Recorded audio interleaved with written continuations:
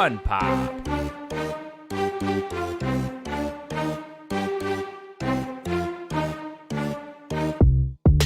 FUNPOP.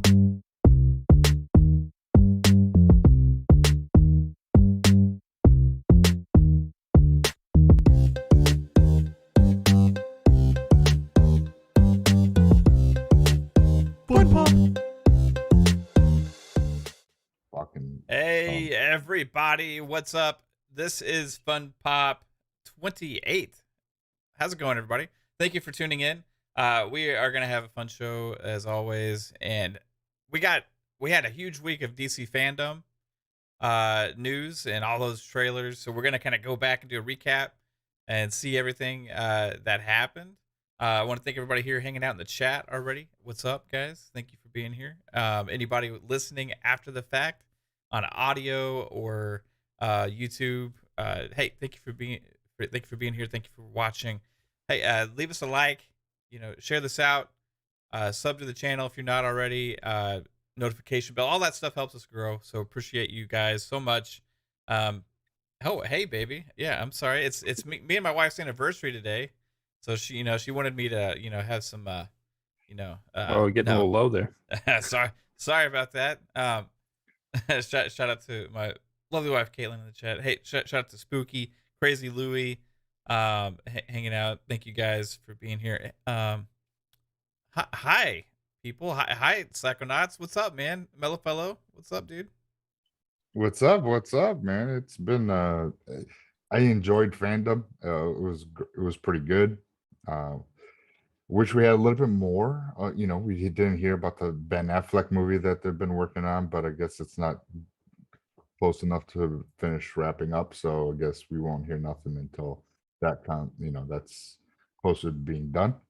But all in all, it was pretty decent. It wasn't the best, but it wasn't horrible. So yeah, I enjoyed it. Last year, I think, is hard to beat. Although I guess the numbers from DC Fandome were really good, people tuning in. But last year is hard to beat because they had so many new announcements last year, right? Of new things, or things that we knew were in the works that we heard of for the first time. So it's kind of hard to beat that. Plus, you also had the first look at Gotham Knights and the Suicide Squad game last year.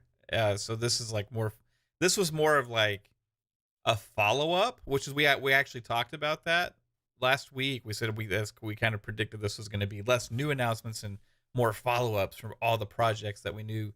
But it ended up, when you saw it all in front of you in one show, it was like, okay, DC's got something going on now. Let's just see what happens with the future of this company. Jasper, what's up, man? How are you doing? Hey, how's it going? What's going on tonight, chat? The chat says not much. Okay.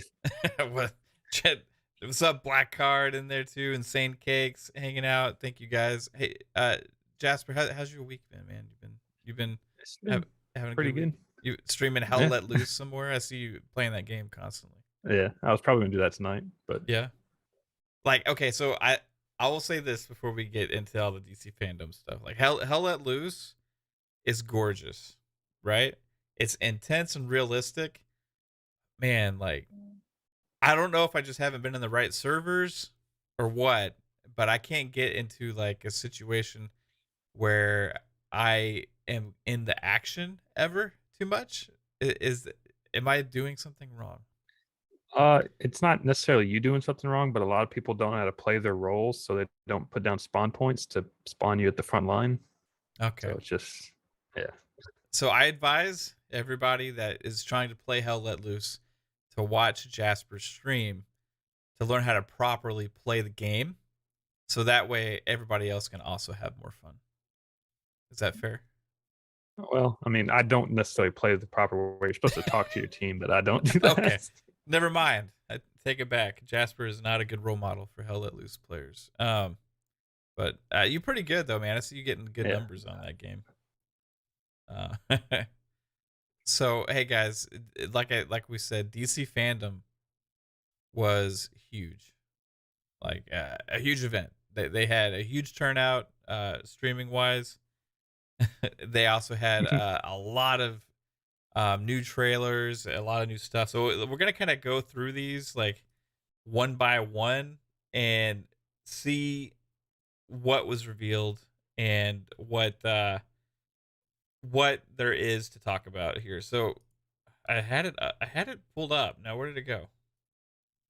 DC Fandome. All right, here we go. So we got Rick. That's not it. Hold on, guys. User error. I had my list. We'll just start with the big one, guys. You want to start with the Batman and the new trailer for that, because I know we have differing opinions on this movie. We've had Twitter wars and DMs about this movie. We've had discussions on FunPop about this movie, and I am. What did you think of the new trailer? Did it do anything for you, Psychonauts? Like, because I know you were not really on. You were more on Pong's side when we discussed this. Well, it just depends on how he delivers Batman.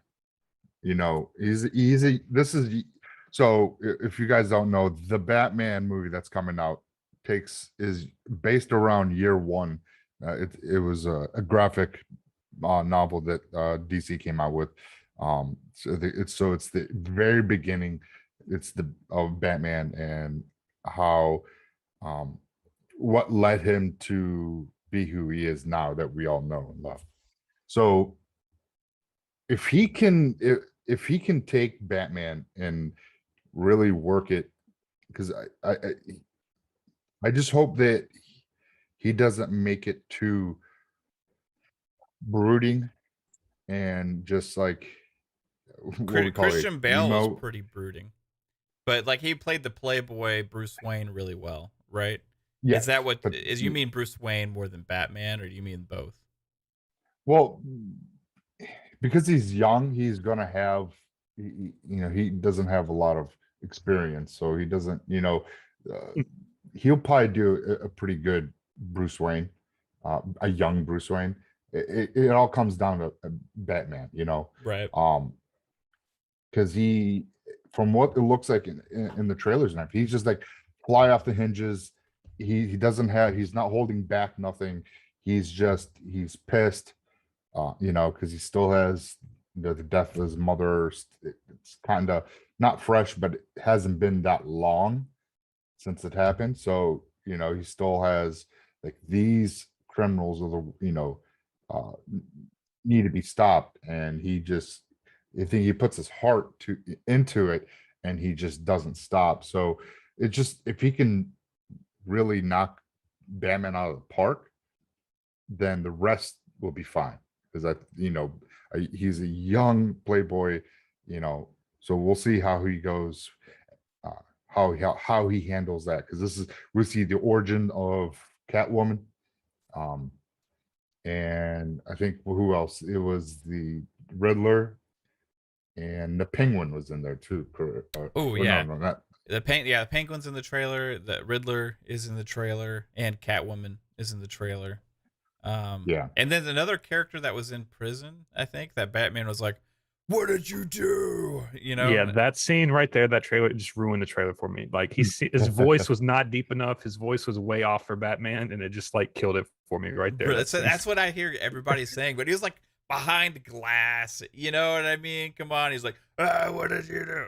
So I also feel like nobody understands what he was saying. Like, and when he said that, because I heard a lot of people saying like he's just going blah blah blah blah, but like I thought I could hear him say what did you do or something like that. It's interesting, Psycho. Jasper, what about you, man? Like I learned right before we went live you were not a fan. Yeah, I'm not feeling it. The car seems like a Mad Max car that just like was thrown together. So I'm just like, the Batmobile looks like trash to me. Well, look, it is year one, so he doesn't put enough stock into so it grows into what we know today. So I mean, we'll see. Yeah, it's just like every other Batmobile's like been like nice, iconic. Yeah. This to a one point. could end up becoming iconic because this is the more grounded, realistic one in a way, except for the fact that it does have a jet engine on it. That's not very realistic cruising around the streets, but like it. I love the gritty look of it, right? Like it would intimidate the hell out of me. Like if I was going out, I was like, whoa, what was that thing? You know. But it doesn't look like Keaton's. He had the Keaton had the best Batmobile. But in my opinion, I think Bale's looked too much like a tank. Right? It was like too military grade. Like I like the whole like, hey, this is like uniquely Batman thing, not like a tank that was spray painted black, right? Yeah. And that's kind of like what they did with the Keaton movies, right? They had that. Remember, like he had a button and it put like this armor plate coating over it. Like all of a sudden started switching, and did stuff like that. That was always really cool. But this one could be awesome. Okay, that's the question. Who has the best? Which Batmobile is the best of all time? Put you on the spot. I definitely like Keaton's and Affleck's. Affleck's is pretty badass. Yeah, it's probably one of the Tim Burton ones. I don't know. Yeah, I think it's pretty much the same one, and those two, right? Louis says Batman and Robin. I don't remember like the changes to the Batmobiles back then in some of those other Batman movies. I need to go back and watch them. Every time I've tried, it's like kind of hard to sit through them. The other, was there 5 of those original? There's Batman. Those were just 3. No, there's more than 3. As Batman, there's Batman Returns. There was Batman Forever, Batman and Robin. So there was, because there was a Kilmer, a Clooney, and that was it, right? And so then there was 2 Keatons. Yeah, so 2 Keatons, a Kilmer, and a Clooney. Yeah, there wasn't 2 Kilmers or 2 Clooneys, right? It was just no. God, no. I like. Yeah, there's 4 of them. Yeah, old school Batmobile definitely goes to Keaton, but like with the more modern, I definitely like Affleck's. Affleck went more towards the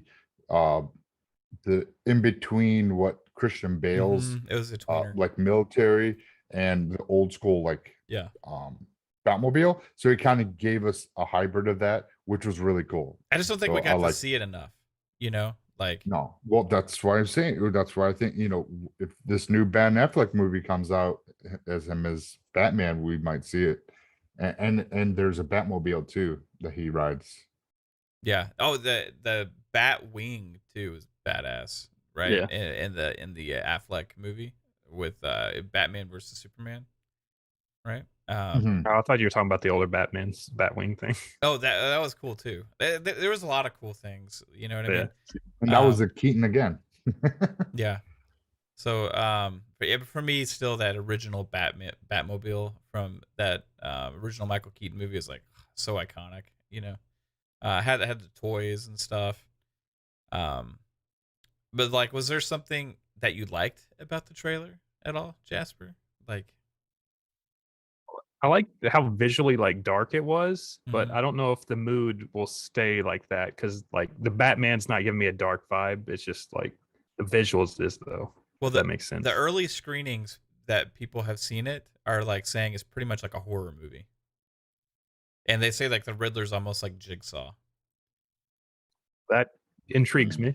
That intrigues you? Okay, because that's what they're saying with the early screenings. Like that's the feedback that they've been giving is like, hey, this is like horror, And so if it's like a gruesome Batman, like really like gruesome with the villains aspect. That's the other thing. Okay, so you want to talk about that? So I watched a thing with Matt Reeves talking about his vision for the movie, right? And he goes on to say that his focus, he wanted to have a much larger focus on the villains in this movie than in previous Batman movies, right? That's probably a good thing. Yeah, that's good. With following the villains and really focusing on the the Rogues Gallery and how they come, how like and all of the parts and players that become part of that, right? And investing with this as the first one, because there's actually more movies are planned if everything works out, right? And the second one would potentially be the Joker would be in here, and supposedly there's stuff in this movie that alludes to the Joker as well. But this is kind of like playing as not necessarily Batman's origin, because he didn't want to do the whole origin movie trope. Instead, he wanted to have early Batman, right, where he's really like learning still and dealing with things, and he's really still not figured stuff out, right? See, that kind of worries me, but well, see, that's the thing. That's why I like if they're going with the year one material, because that's perfect. Because we already know the backstory, but yet no one's really done the early year stuff. Yeah. They always done like he's been Batman for like 15 plus years, 15 years, yeah, something like you know, he's been already established, and you know, so going back to the early stuff is a fresh take on Batman, because we've gotten a lot of Batmans. So either that or like just even like Batman Begins, when Christian Bale becomes Batman, it's like he's already figured stuff out. Didn't really show like his like everyday routine type stuff, you know what I mean? It was an origin movie, but he's such already grown and such a badass immediately once he becomes Batman. It's like, okay, you know, but for this he said it was more focusing on origins of some of the Rogues Gallery, and putting a large focus on them, with the Batman playing like the core piece that ties everybody together, right? So see, that's my problem with it, is I don't want them to like have too many villains in it, and then you get like 20 minutes of each villain, because then it ends up like the Justice League, where it's like I don't care about any of it. Yeah, we'll see. I think that's what he's meaning, though. Like he's paying a larger focus on the villains, where I think this one is pretty much going to be the Riddler, right? And then maybe we're going to see a little bit of the Penguin. Maybe kind of kicking his story off, but I think the Riddler this is like his movie, right? Yeah, they could do both. They could do Riddler and a heavy emphasis with the Riddler, and like the Penguin being like the kingpin of Gotham. Yeah. The reason I'm saying that is from a screener. The early screening, somebody was like, "Hey, like the Penguin isn't as much in this or something as the Riddler is." I don't know if that's true or whatever. That's just something I saw, you know. Yeah, but they don't have to emphasize on him so much.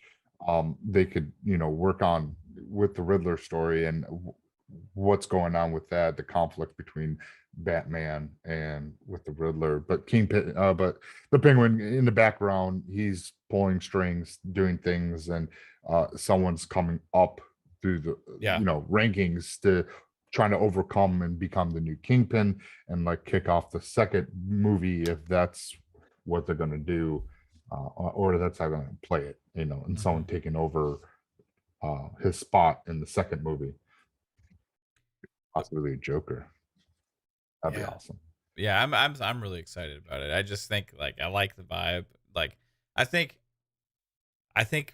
Robert Pattinson is going to be a lot better than some people think, but I mean, everybody has their favorite Batman. For me, I'm not really focusing as much on him as much as I am the whole vibe of the movie. And like from both trailers now, it's like, oh man, like it's so gritty and dark. Like even going back to the first trailer when he like just beats the shit out of that guy, right? Like, because you notice something about that.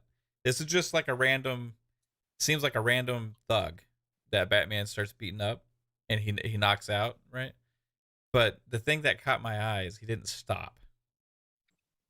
When he was down, he continued beating the shit out of him, which means like this Batman might be ruthless, right? Yeah. Well, put it like being a, you know, when you, let's say you're in your 20s and you came across a situation like if you had that, you know, your loss of your mother and, you know, all this, like, are you going to stop punching the guy? No, your emotions and your feelings overcome you, and you're just almost black out, and you're just sitting there beating the fuck out of the guy. I mean, that's, to me, that's more realistic than being like, okay, he had getting enough. a KO every single punch. Yeah, it seems like this guy's like this Batman may be the most unhinged, right? Or most like emotionally less stable. He hasn't matured enough past that like adolescent attitude yet, and that's going to be interesting to see that on the screen, right? I'm really curious about that. We'll see. You know, I know that a lot of people are worried about him as Batman. I'm not going to like worry too much until I actually see the movie. But like from the trailers, that like the movie has cool vibes to me. Now, but I want to know what y'all think about the Riddler, because this is like a different Riddler than I've ever seen. Now, so I have seen that some people say they took inspiration from some of the comics with this Riddler, but I have not seen that. But they're kind of looking at this, like I've seen some videos where people are alluding to the Court of Owls potentially being involved type deal.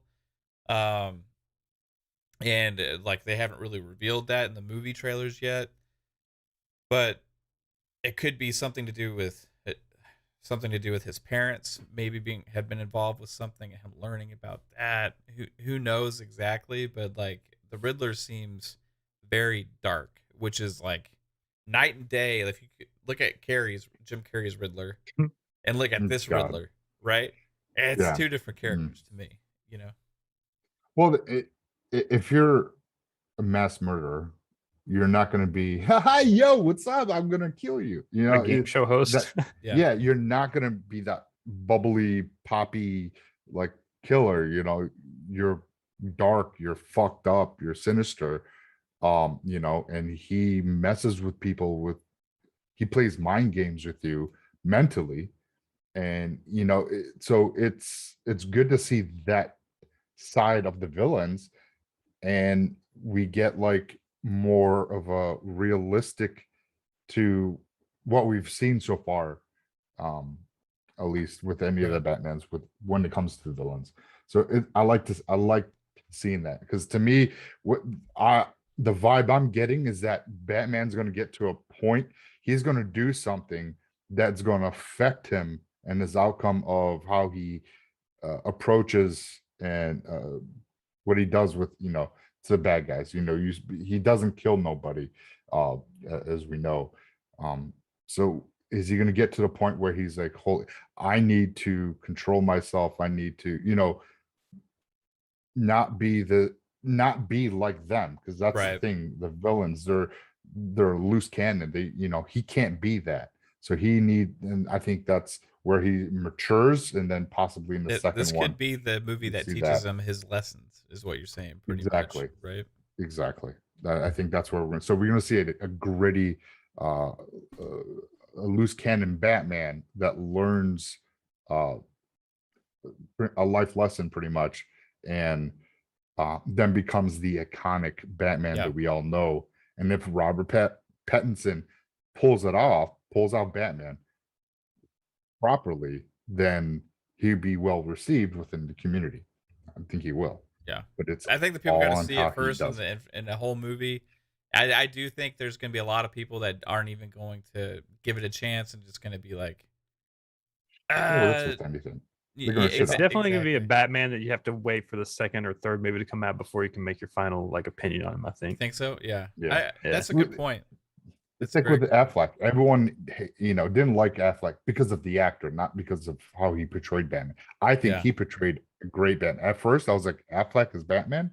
But when I saw him on film, on the screen, I was like, yeah, he fucking pulls off Batman. He does a great Batman. He does a good Bruce Wayne, you know, and he was a much older Batman. But I felt Batman when he was on the screen. That's me personally. A lot of people don't like him because they didn't give him a chance.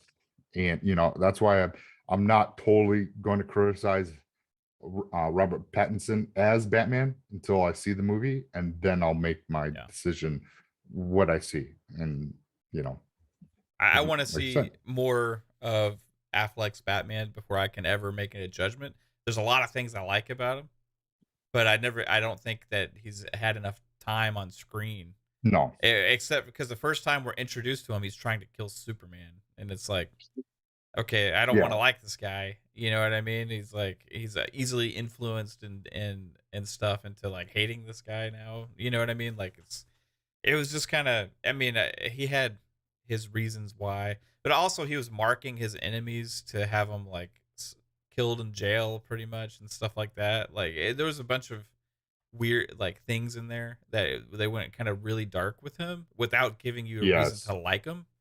So they need to really invest in like that. Hey, this is here a reason to like this Batman. He's actually a good person and all that kind of stuff, right? Like I think they got there towards the end of Batman versus Superman, but it was really, for me, it was more Superman's story, right? That movie, told from two sides, Yeah, because they kind of went, because after Man of Steel, it was still more about Superman because Doomsday was in there. So it was more of a Superman movie with light Batman sprinkled throughout the movie, but he needs a standalone movie to really solidify him as a great Batman.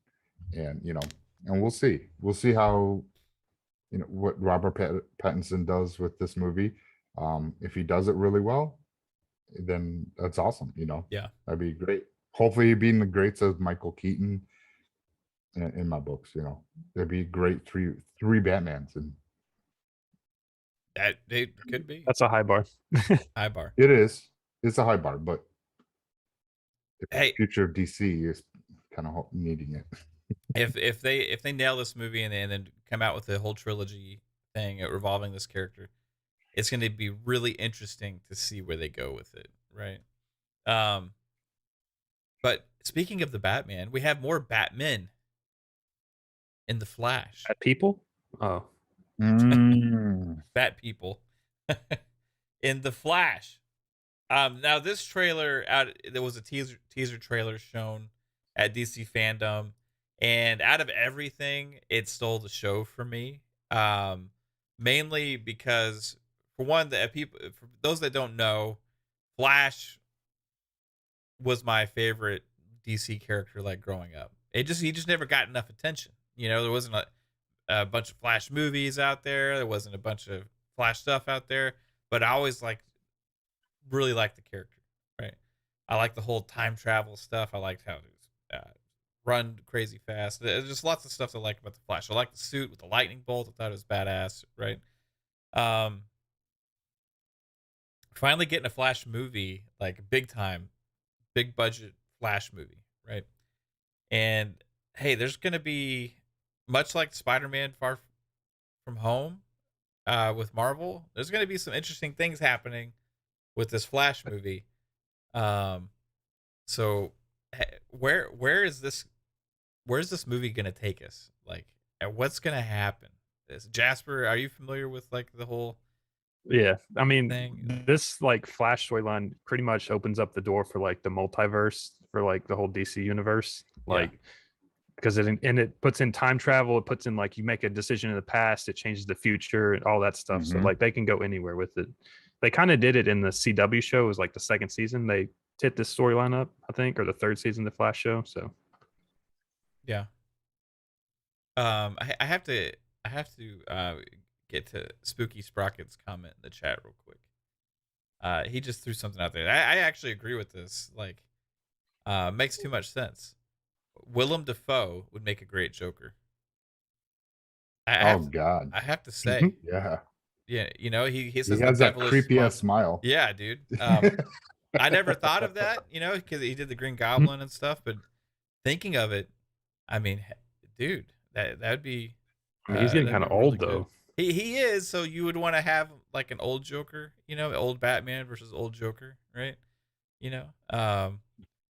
Maybe in the third movie from Pattinson, throw Willem Dafoe out there. Or he could be in Ben Affleck's movie. Yeah. Well, that's the thing And with the Flash Paradox movie or the Flash That's movie. true. They can Go tie anywhere. all this together with that movie. They can tie in all the DC movies, everything that has happened with the Flash movie. So They tied in the show with the Flash character in this movie. Because Yeah. he like in the Flash show they met up or something for like this episode. yeah, I think isn't that who was in this trailer? Was the TV Flash? I no, don't I know. saw a duplicate of himself. It Was looked there a like it was duplicate of two. himself? It looked Okay. like his Okay. name's Ezra Miller, right? Is that right? It looked like there was two of him, but I could be wrong. It looked like there was him, and then standing like behind him to the right was him with a different haircut and a different outfit. But that's just what it looked like to me. And then to his left was a female Flash. I think it was a Flash, but I'm assuming if it's him on the right as a version, then maybe the left version is also a different Flash, which would make sense considering the whole paradox thing and then running through time, multiverses, and all these different things. Now, we saw the best Batmobile alluded to in this trailer Mhm. as well, in a Bat cave that looked like it was dusty as well, so it had been kind of like old, right? And then remember the Batmobile was covered up with a tarp. So I'm thinking like this may be a retired Batman style situation here, where you have an appearance from Michael Keaton as well, who is the best Batman, no questions asked. On this channel, that is the answer, and if you don't acknowledge that as a fact, then you're wrong. I don't know. Christian Bale. But yeah, no. Yeah. Keaton is Batman for me anyway, growing up. But as far as him being in this and potentially playing another, him reprising his role, right, is potentially amazing, right? So I Yeah, wondered if and- there are other Batmen as well that we don't know about in this, because it wasn't Affleck supposed to be in this movie. I think he Well, I think he was. That was rumored. I so- don't think so. I think it's a fact. 'Cause that's where we differ with who Michael Keaton's playing. I'm thinking Thomas Wayne because that's the whole Flash Paradox storyline. But you made a good point in the back, in the green room, that it could be alternate dimension. With alternate dimension, they can go anywhere. Well, is they Ben want. Affleck's Batman the one that's in the Flash universe right now? yes, it is. So he's more of a killer anyway. So maybe they're making that Batman like the killing Batman, and they're gonna like bring Bruce Wayne, Michael Keaton's Batman, to be like, oh, this is how Batman's supposed to be. maybe. So I found an article from Variety.com from October 4th, just 2 weeks ago. Affleck will reprise his role as Bruce Wayne in The Flash.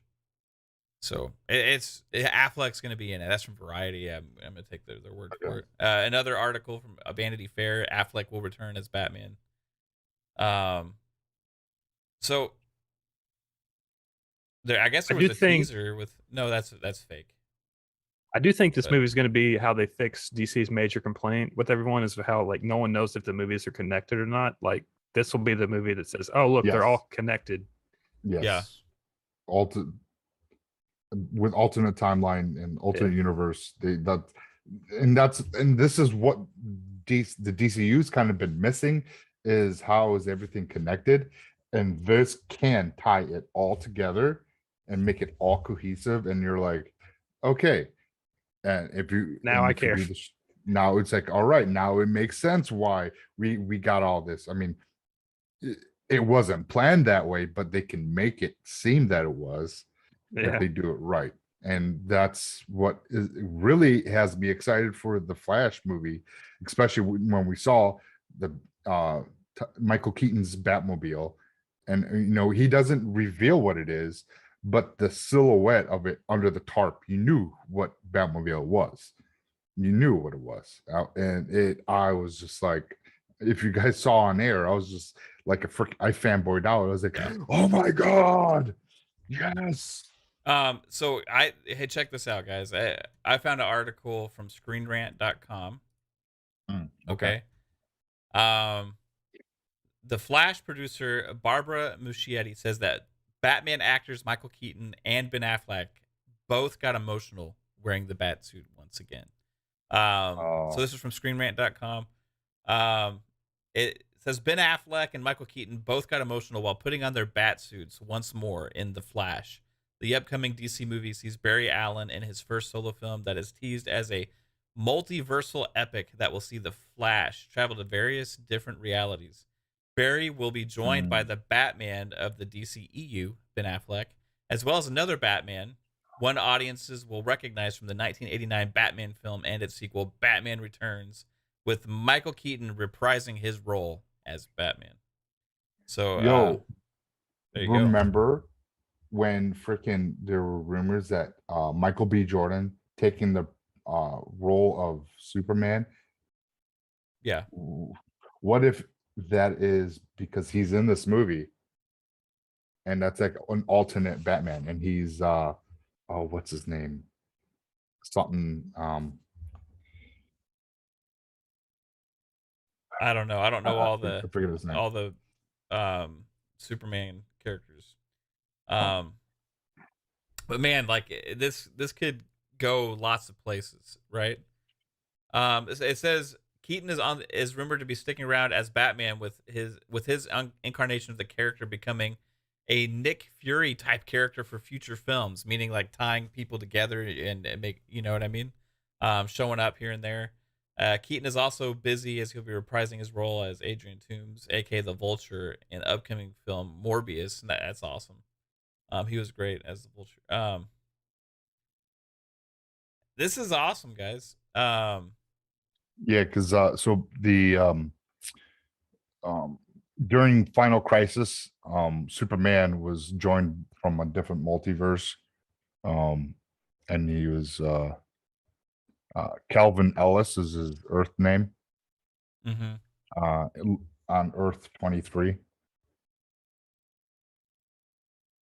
But yeah, this was back 2 years ago that he could play a role, be the Calvin Ellis. That'd be really freaking cool. Really freaking cool if he did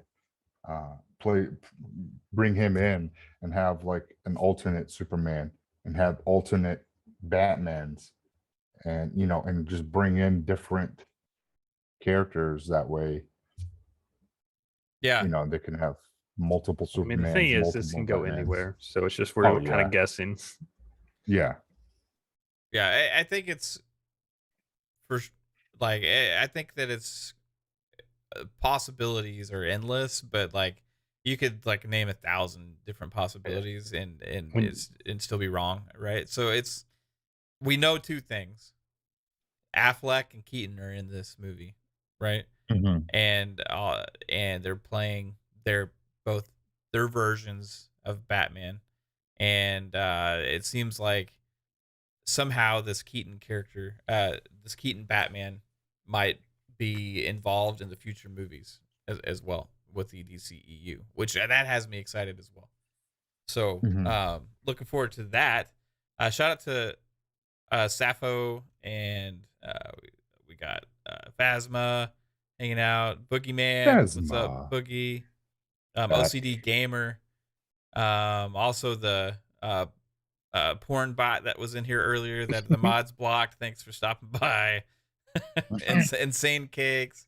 Lots of awesome people. Big Mad Mo, thank you guys for hanging out here.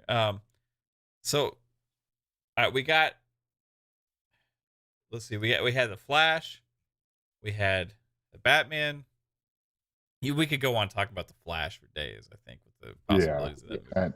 Yeah. I mean, multiverse and timelines, it just we've been there a lot of times talking about Marvel stuff, and it just opens up a bunch. But there was an announcement, or I don't know if this is necessarily an announcement because it was already announced, but kind of a coming together of letting us kind of know what the vibe is going to be of a future Batgirl movie. So I don't know if you guys saw that, but it looked like they're going in a pretty cool direction there with like some of the concept art and stuff. So I'm behind that 100%.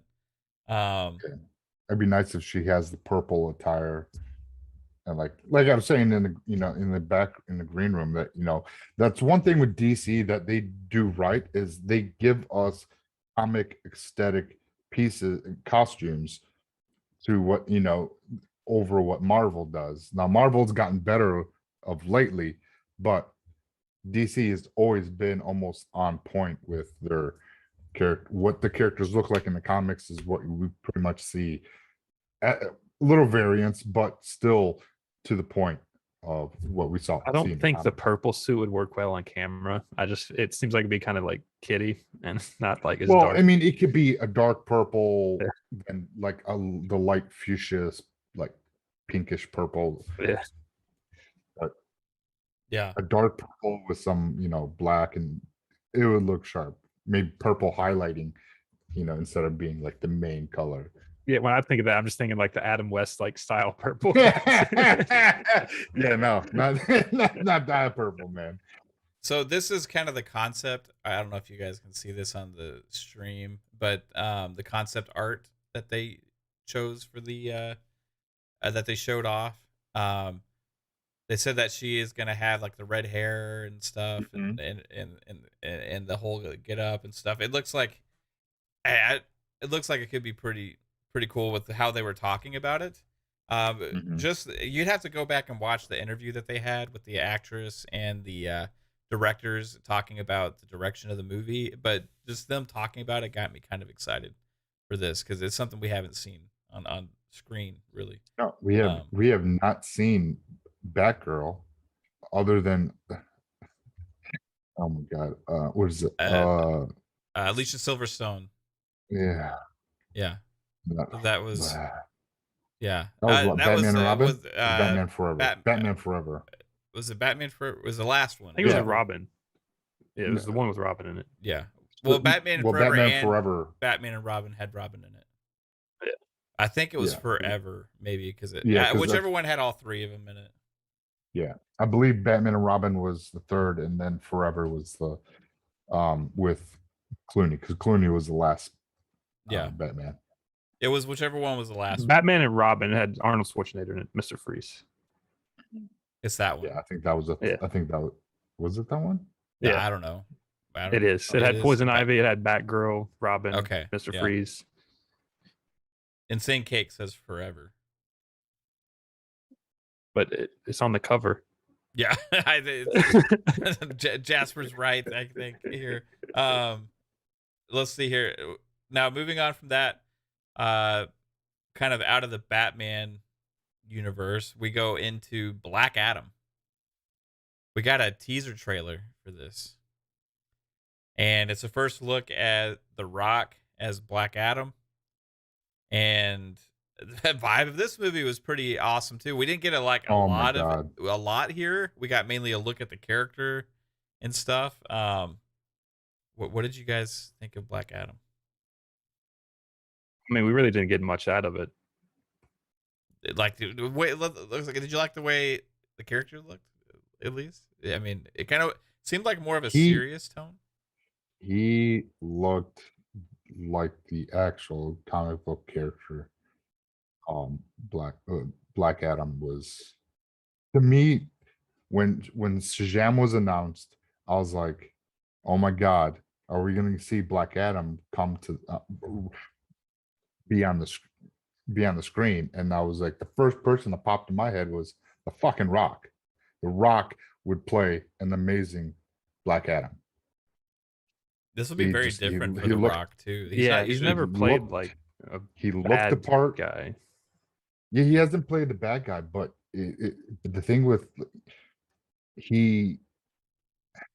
I just hope they don't do one of those lines where like he looks at the camera and is like, "Do you smell what Black Adam's cooking?" You know what I mean? No, like one of those like cheesy Rock lines that they put in the movies sometimes. You know.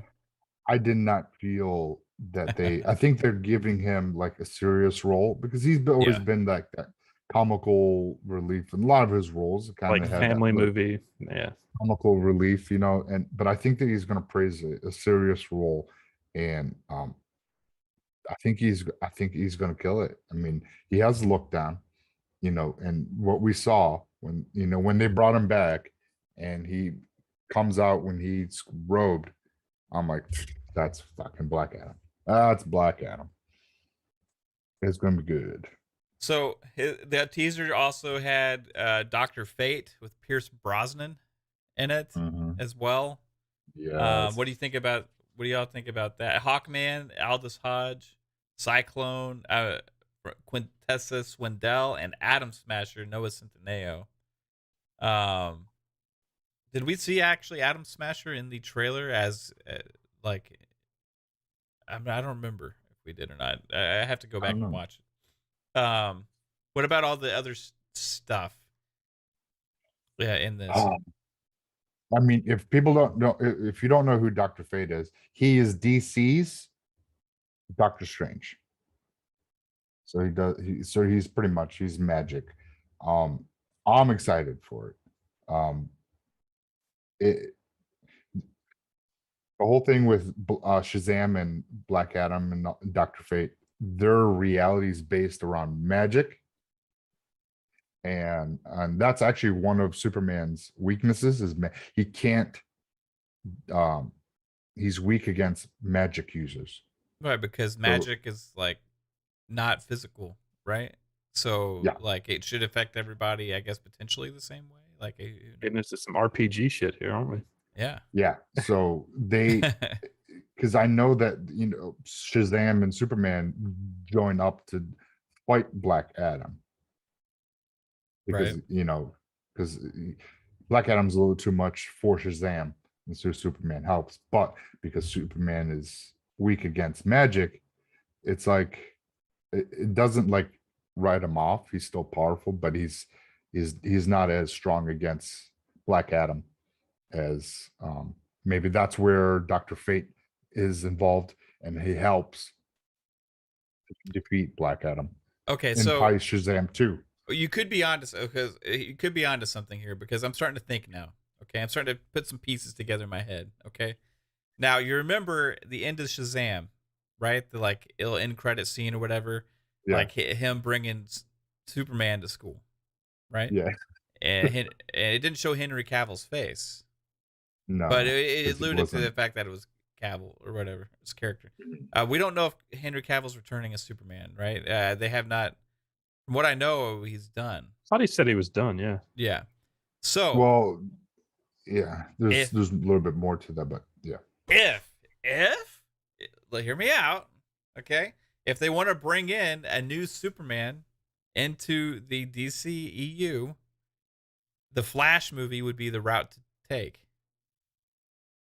Yeah, I was thinking the same thing, but with something different, like Ryan Reynolds' Green Lantern's coming back.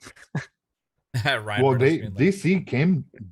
Zack Snyder came to Ryan Reynolds and said, "Hey, do you want to reprise the Green Lantern role, but not as Hal Jordan, as just a regular lantern for the end scene?" But I mean but I don't think he will because of depends on the. I mean, he brought back Deadpool, so. No, well, he's always been Deadpool, but I think the thing with Henry Cavill, they're in talks, and he said that he's done, but for the right amount of money, and the right script, he'll come back for right for a role. I don't think he liked what they did with his lip. No, well, that was fucking Josh Whedon. And look at Zack Snyder, what he did with the same fucking scene. Same scene. Yeah. It looked natural. Because they used the original footage, probably. I think they had him. I think the only reason they did that is because they had him saying something different. Right? They couldn't use the original footage because that was a reshoot. thought it was because he had to like grow his beard out. So, but in like no, he had a mustache. He had a for mustache one of the movies. for that other movie that he was doing, but that was because of a reshoot, because of the Joss Whedon thing, that he even had to do a reshoot. That's why he had a mustache. It was because of the reshoots. Yes, So, I believe that's what happened. So originally, when they filmed whatever, he didn't have the mustache. Yeah. And when Whedon took over, they had to do a bunch of reshoots and do all this stuff. And that's when he couldn't. He had to have the mustache for his movie, like he'd already contractually obligated to. And then they like looked like they took out had a CG his mustache. Yeah, they looked like they used an iPhone app for mocap. And like did put somebody's lip in there. You know what it reminded me of is like one of those things that you go to at like a amusement park where there's like a post, like a cutout, and you put like your face up against it, you know, like, but it's just for the lips. It was just so bad. Or an Instagram filter or something. Yeah, the Instagram filter where you have the lips on the face or whatever. You know, it just was like, could you believe that made it to the big screen on like a movie as well, like that looked as good as not Man of Steel, Batman versus Superman, or was it Justice League? I don't even Justice League, I think it was, right? Absolutely crazy, right? That would have upset me if I was Henry Cavill, actually, that I saw that. Like, are you serious? Like, I mean, I'm sure he was fine. He got a paycheck out of it. Yeah, I don't know, man. These actors, like, they don't like being made jokes of, right? Yeah. Maybe they do. I don't know, but like, so what? Like the whole Flash thing, right? You may be onto something. We don't know who it could potentially be, but this would be the opportunity if they did cast a new Superman. Yes. To introduce them in the Flash movie, somewhat, even if it's just like a newspaper clipping alluding to Superman, right? Or something that they show in another one of these realities, alluding that there's another Superman, and then they could like have Keaton be the tie between all of these multiverses, right? Acting as a Nick Fury character, he puts everything together. That could be interesting. Mm-hmm. So yeah, I'm excited. It looks like DC is heading towards the right direction with the layout they have. They have a strong 2022 movie lineup and little part of 2023. It's really good. As a DC fan, I like what I'm seeing now, and you know, and key points is going to be the Flash movie, tying the whole DCU together, and what Robert Pattinson does with his role as Batman. And well, that's a different universe. Yeah, so we'll see how that works out, and if it works out well, they can have multiple Batmans, movies at the same time. From here on out, they got multiple Supermans, they got multiple Wonder Woman's, Aquaman, so on. I mean, it can just go, list goes on and on what they can do, and it's really so now it's not like people are like, oh my god, we're gonna get a different Batman. Now it's like, oh, this Batman's a different universe, you know. So in like 5 years they could have like a Batverse movie or whatever, kind of like with Spider-Verse. Exactly. Yeah. So I mean, it's smart. Question from Spooky Sprocket. Shout out to Spooky in the chat. He says, question, what actors basically would you like to see be the new Superman? That's hard because since oh my god, Christopher Reeves. Christopher Reeves. Jesus Christ. Yeah, Christopher Reeves was the best. Reeves. Yeah. You know, he was growing up, he was the iconic Superman.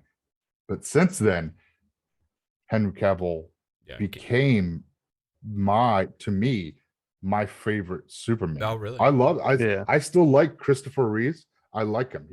He plays a good good-hearted soul Superman, but Henry had that fight, that internal battle that he had as you know, trying to act as a human, but is freaking pretty much a god. And he had that fight, that struggle, and he really played that very, very well. And he had the look down, and everything. And to bring someone new in to play the role, it's a large shoe to fill, because going from Christopher Reeves to Henry Cavill, I mean, it's a hard role for them to bring someone in and pull off. So to me, I don't know. I really don't know who would come in and be the new Superman and pull it off as Henry did. I really don't know who could do that. Well, Michael B. Jordan supposedly is somewhat like, I don't understand exactly how this is all involved, but Michael B. Jordan and his production company Outlier Society are developing their own Black Superman project for HBO Max that centers on the Val-Zod incarnation of the character. This is from Collider.com. It says Collider has exclusively learned. Sources say that Outlier Society has hired a writer who is okay. So, I saw another article that says that, but I don't know if that's the same universe. But here's where it gets interesting. I saw this other article from We Got This Covered.com. I don't know. I don't know these sites, guys, so I don't know how legitimate they are. But it says that previously it was reported that Michael B. Jordan was working on a Black Superman movie for release on HBO Max. Mm-hmm. The story was said to be about Val-Zod, the Superman from Earth 2, who has been portrayed as black within the comics. Now it looks like we might have even more info on the upcoming film. According to reports from Giant Freaking Robot, Michael B. Jordan's Superman will join the DC Extended Universe via the multiverse. So this is from reports from Giant Freaking Robot. Dude, you could have been on to you could have hit the nail on the head with Michael B. Jordan 100%. While there's no word yet on if he'll join the multiverse before or after the series, this opens up the door for us to see a movie or television series with two different heroes that go by Superman. So but like, who was Static Shock? Wasn't that Michael B. Jordan, or no? Was that somebody else? I can't remember who was the in the DC Fandome thing. Michael B. Jordan, Static Shock. Rumors of a live-action movie based on the Milestone Comics character Static, best known for his animated series Static Shock, had been running around Hollywood for years. However, in the Milestone segment of DC Fandome, Milestone Comics co-founder Dennis Cohen and producer Reggie Hudlin confirmed that Michael B. Jordan was producing a Static movie as part of a joint venture between his. So was maybe they were originally confused and it was all about Static and not Superman? Well, or is he going to be both characters? I don't know. Unless they, unless they, because the Michael B. Jordan thing came out like 3 years ago, that he was. He would be awesome to play a role, by the way, like Superman or whatever. Like that dude's legit. Yeah, he'd definitely be a Superman, and he, like I said, in the comic book, he's Calvin Ellis, and Flash would definitely be the bridge point to bringing him in, because he was on, like I said, he's part of the Final Crisis, and that's the Superman that came in for the multiverse, because he was Earth 23, and it'd be good, because I could see him being a good. He has the physique to be a Superman, and how he plays it, because he doesn't have to play it as the Superman we all know, because this is a multiverse. This is a multiverse Superman, so he could play. He had different experiences, different family he grew up with, so. How they pull it off, it could very well possibly be, and they can live simultaneously together if Henry Cavill decides to stay and replay the role of Superman, and they can have two different universes, and it could work. Like I said, it all has to work with the Flash movie. If they can pull off the Flash movie, we can go. 3-Bit was saying in the chat, and also I just saw so Michael B. Jordan is only producing the Static movie. or show or whatever it is, static movie.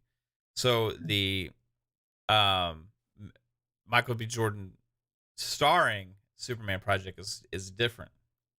So what he's producing that as well. So it seems like his production company is getting heavily involved with DC and stuff for HBO Max as well. And it's according to this stuff, I don't know how legitimate it is, guys, but there's going to be a crossover with the DCEU. So, hey, dude, that'd be amazing if somehow they introduce in the Flash, like you said. Well, I wanted to it's say a different one character thing. though, too, so they didn't necessarily have to. Yeah, there's one thing like to InsaneCakes because he said that he doesn't want to see Michael B. Jordan because he doesn't like the swapping from DC to MCU and vice versa. But look at what That's a lot that happens. Ryan Reynolds played at Green Lantern. He wasn't the best Green Lantern, but he is the best Deadpool. So some actors that played one role in one comic book universe might not be the best, but could be plugged into another. Also, Shazam plays in the Thor movies is one of the Thor's like friends or whatever. Is that the Shazam? Zachary Levi was one of the guys in Thor. The Thor, yeah, he was one of the like his friends that's like around the round table or whatever. That's not Zachary Levi, is it? The the archer guy?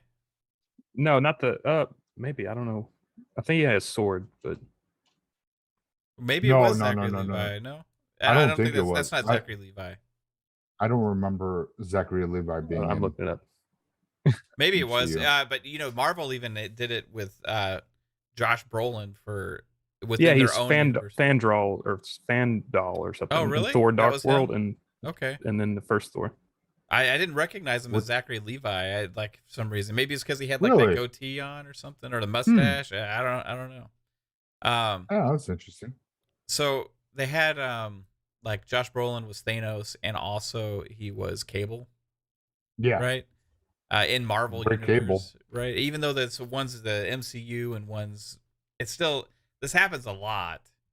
So I used to kind of be the same way where they kind of like, I don't like that, but it doesn't really bother me because usually the portrayal of the way they act as these different characters are so. I think it just depends. Like Hugh Jackman, I think it would be harder because you see him as Wolverine. Like people who you don't necessarily like identify with the character, it's easier for him to switch. But like Robert Downey Jr., he's Iron Man. Like it would be harder to see him go play like another hero. Michael Keaton was the Vulture and also Batman.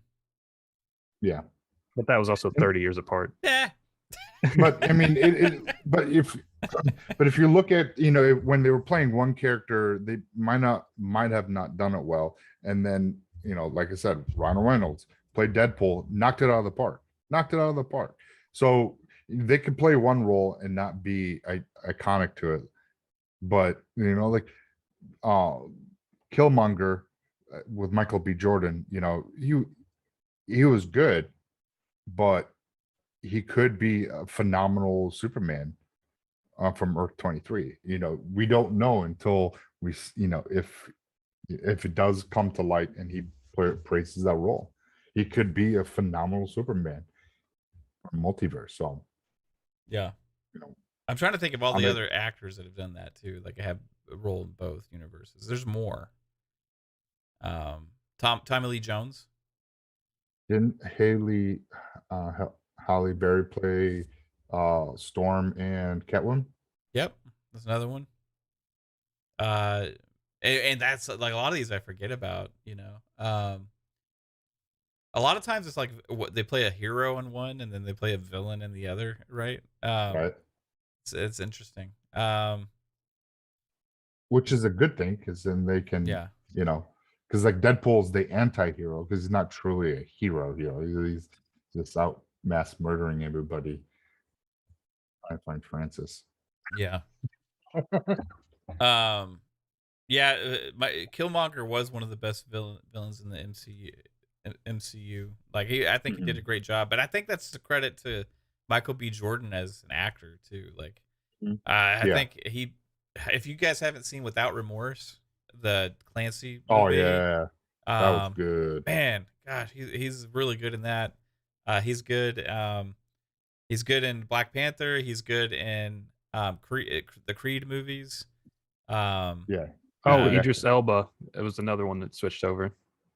Oh yeah, yep. That's a more recent one. That's a Yeah. good one, Yeah. right? Because those movies are more current, right? So it's possible, but it's good to, because Killmonger's villain. If he becomes Superman, he's a hero. So it's not like he was playing, it's like a hero. So it's like the opposite side of the table. So it could be a good thing. It's Yeah. I mean, he has the that guy is jacked, right? Like he Yeah. has, and the other thing about Michael B. Jordan, he has like a certain presence about him. Like I don't know if it's like a posture thing or whatever, but like just when he has this like certain presence that's like it kind of jumps off the screen sometimes. I think he would fit really good as a Superman in that universe, but he doesn't necessarily have to be the only one because he's not Clark Kent, and he's not what's the Superman's actual name? Kal-El. Yeah. He's not Kal-El. He's Yeah. he's the other character too. So you could have more than one Superman eventually. 3-Bit says he has natural swag. Yeah, I would agree with that. All right, so we also got the Aquaman trailer. Who Psychonauts was telling me before he sent me this thing that basically it's kicking Jason Momoa's ass. It is. It fucking really is. Yeah, I read a report. He had a rib removed, has a hernia, and he's getting his butt kicked. So to me, so he's playing a more physical role in this game. Wow, a more physical role in this movie. So a lot more action. I like like to see how this story is going to go because now he is the king of Atlantis. He is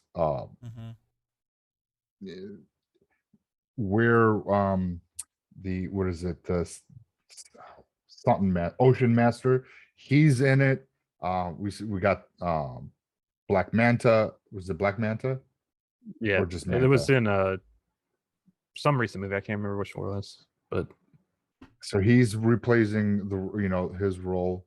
So I wonder what new villain that they're going to bring into this. It'd be really not. It'd be great because to me, it'd be awesome to see this crescendo into Injustice. Yeah. To me, but is this the that's what. hey? Did you see that the Flash? Sorry, it's just catching me off guard. But that Flash trailer, the girl that was standing behind Ezra Miller, it seems like she got an S on her chest. oh, that's not what I thought you said. Supergirl. I heard that could be Supergirl. Okay, I thought it was another Flash, but no, they're really going to introduce a lot of characters in that movie. I do hope so because I'd love to see Supergirl on the big screen. I mean, we saw well, it wasn't Christopher Reed, but this is also the Supergirl 80s. show's final season, so I don't know if they're going to try to make her like a big actor or not. Well, not the same Supergirl; it's a different actress. Oh, is it okay? Yeah, but it'd be cool.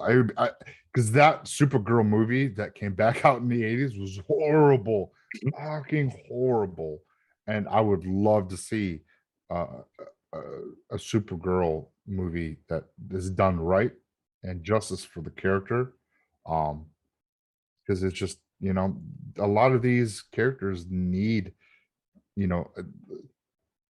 didn't have a big screen movie. They just it's nice. Well, I mean, we're seeing the Pets having an animated series, so the Super Pets. So, well, it'll be awesome. All right, so Aquaman kicking his ass. They really only gave us a behind the scenes look at it with a little bit of footage, maybe. It's really hard to say. Like, I liked the first one, so I have high hopes for this one as well. I think it's going to be probably pretty good. I'd be getting It more looked- excited about the DC universe after DC Fandom for sure. Yeah, that Aquaman on Dolby Vision looks amazing. Holy Yeah. crap! All right, I need to check that out. I wish I had an OLED because I could just imagine what that movie would look like. What is what is your favorite of those other DC movies? Aquaman or was there how many's released? Is it wait, no mind, is Aquaman the only one that wasn't like Wonder Woman or Batman or Superman so far? There hasn't been any of the other mainline characters getting their No, own movie because then they yet. went straight to the Justice League and put them all together. Yeah, it was just we did not get. That's why we got Justice League heavily emphasized on Cyborg. Because This is why has it been so long, man? This is like crazy, dude. Like there's all these people should have like 2 or 3 movies by now. yeah, well, because it's Warner Brothers and they don't know what they're doing, but they sold it off, so they're in better hands now. Well, it seems like this is going to get corrected based on all this stuff. No, Shazam was another one. Okay, so let me ask, would you like better, Shazam or Aquaman? Oh, Aquaman, Shazam was a great movie. Yeah, I liked it.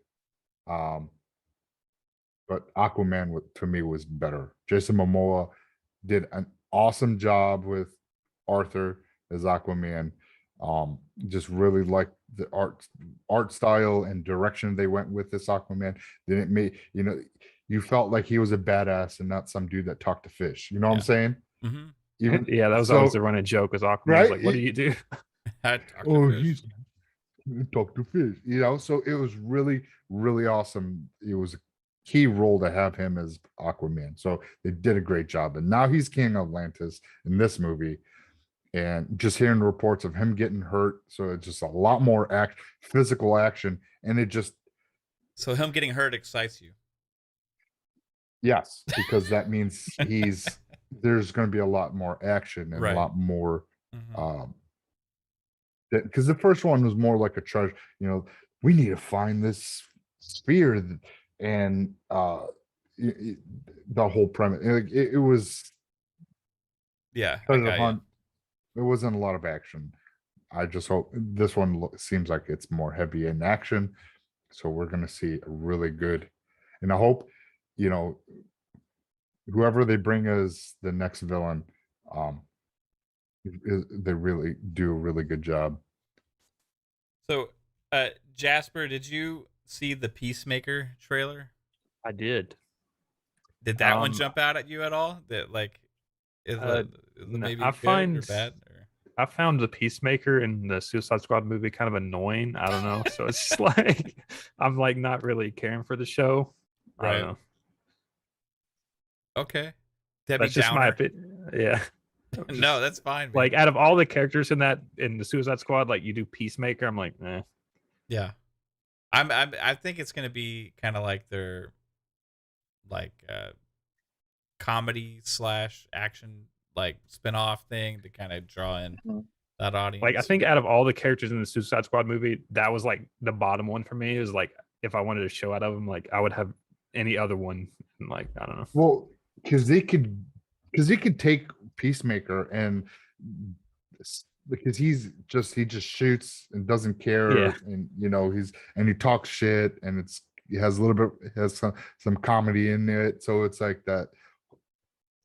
So they could take it and wherever they want at least with Peacemaker, because we're not really we don't know him as well as the other characters like Harley Quinn and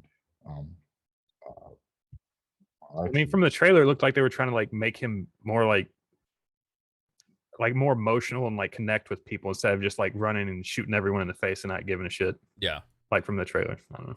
So well, it depends on how what events happened since the movie.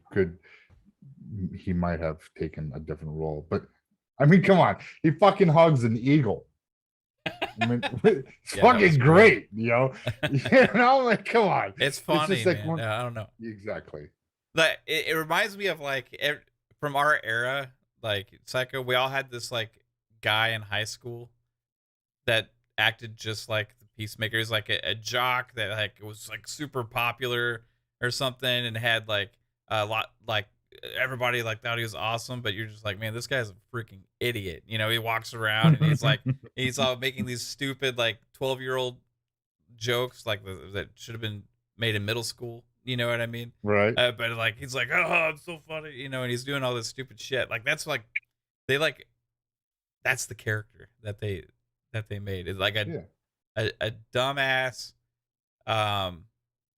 guy that is just has no self-awareness about what an idiot he actually is, right?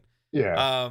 But he's at the same time like physically imposing and can do some crazy shit, right? So like you don't want to mess with him either, you know? Like it's just like the character is so on point with that. It's freaking great. It's funny as hell. The scene that stole the show for me in Suicide Squad was when him and Idris Elba were walking through the town and like looking at each other, one-upping each other on how they could take out the enemies, right? And they found out later they were the good guys after they killed them all, right? But just like the stupid, you know, like shooting the guy in the nuts and you know, all this stuff, it was just absolutely like over the top, right? Fun. It was John Cena surprised me in the movie. That's funny because I was about to say that scene too, and you beat me to it because that was like that scene right there. Just fucking, I was like, bro, Peacemaker and is it Deadshot? No, I forgot the guy's name. Bloodsport. I think Bloodshot. Blood something. That fucking guy. It just Elba. Yeah. That was just like I was just like, oh my god, this is phenomenal. And then they're like, oh, they're the rebels. Like, and then their face is like, oh, we didn't see him coming in. It's so funny. That was awesome. Yeah. Sorry. So I actually have high hopes for this show. Like, yeah, I think it could be pretty good. So we'll see where it goes. We also got more information, guys, about some video games. I know y'all all want to talk about the mobile game that was announced. I didn't even see that one. Okay. No, I'm just kidding. There was a mobile game. I forget what it's called. But there's two games. How good it is. Two games that we were all looking forward to for this show. One was Suicide Squad Kills the Justice League, and the other one was Gotham Knights. We got more updates on those games and trailers for them both. This was the first like real like story like in-game type engine trailer we got for Suicide Squad. Kills the Justice League. So what are your impressions on that? So Jasper. It's gonna be interesting to see how like people with really no powers at all can take on like Superman and like Wonder Woman and stuff. Like I wonder how that's gonna play out. I don't know. Like, you just gonna get your ass kicked, or is it gonna be like behind the scenes? Well, they got like Captain Boomerang's like teleporting or something around. Did you notice that? Like he's like got this like super dash or whatever, and they got, you know, King Shark is a shark, so a human shark person thing. I don't know. I guess that's a power. But I get what you mean, right? Like they're not the Flash, who we saw in this trailer as well. They're not Superman. You know. But overall, what I liked about it was they focused on the story, leading us to believe it's going to be like very, you know, story based experience and not just a little stupid beat 'em up game with like very little story, right? So it keeps some of that rock steady vibes going on here a little bit. Does this game bother you, like how Avengers, like the Avengers game, it looked like off-brand Avengers? Like, does this bother you? Like, does it look like off-brand DC people to you or not? No, because they weren't trying to recreate the movie. but giving us like, because that's the thing what Avengers did. Avengers was like they're trying to make it look like the movies, Yeah. but failed miserably because they couldn't use the likeness. This is you not doing that, and so it doesn't bother me so much. They took more of Um, that like Injustice art style a little bit. You know what I mean? Yeah. It seems like Yeah. they. I think they. Rocksteady does a good job making their own versions of the characters. Mhm. Right? They did that with Batman. They've done it before with multiple characters in the Batman universe, and it looks Mhm. like they're doing that here as well. Like I think Psycho, you hit it on the head where it's like the Avengers. They look like they're the movie characters because even they go for a more realistic look as well. But then you see their face and it's not actually them, and they don't sound like them. So Yeah. like it, Exactly. what we always said is like they tried to copy the movie, but they got the stuntmen or their cousins to Right? play the Yeah, characters. Right? exactly. It's not. It's like And weird. voice them.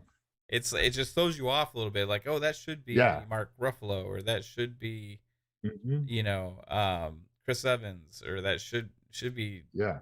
Robert Downey Jr. It- But instead, it's ex- that guy, Yeah, right? and that's what they should have done differently. They should have uh didn't if they didn't go to the having them looking like the movie characters and have more towards like comic book or their own art Yeah, make or their own versions clearly. own versions, it would have been better received.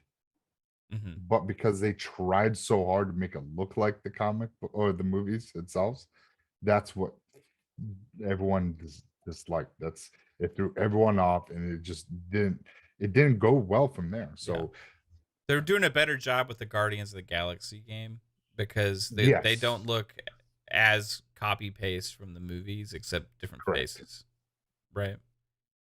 So Gamora looks like the comic book Gamora. Drax looks like the comic book Drax. right, So it's even Star Lord looks different enough. You know what I mean? So yeah. Yeah. they went for like square on the other Avengers game. They went for like real looking people, right? It just kind of, I don't know. It's weird, man. Mhm. It just like it. I don't know. It I just thought of that because I Characters saw coming out. Wonder Woman in the trailer and she looked kind of different. I was like, I wonder if people are going to say the same thing, like how Avengers was. But Yeah, I don't think so. No, Yeah, I don't think so. Yeah, I don't think it would look. I don't think they'll have an issue. Because we got a different Wonder Woman and Injustice, than the movies. Mhm. So if they don't try to go, towards the movies, then they can have, if it looks more like the comic books, uh, they're fine. What I've kind of seen from the Injustice games and from like the style from Rocksteady that they've kind of gone with, it seems almost like they've taken more inspiration from the animated movies and shows and stuff, Mhm. and kind of brought those characters to I life. would a have little said bit. like the Tim Burton universe more, but Or that, but like I think the Joker kind of looks like the animated Joker, right? yeah. But like kind of brought to life. Yes. The Harley Quinn looks like Harley Quinn from like kind of like from the original Batman series to me, but just a little bit different. And this Harley Quinn also kind of looks that way to me as well, right? So, they definitely got the hey bats, that whole that whole Hey, vibe, Betsy. yeah, Yeah. going. Whereas it's not so much like Margot Robbie's, Harley Quinn. Yeah. If they went with like a realistic looking actress type character that was like looked exact, it had the same outfit and dressed exactly like Margot Robbie does and had everything, and then just have a different face and different voice, that would be like, what the heck are they doing here? You know what I mean? Mhm.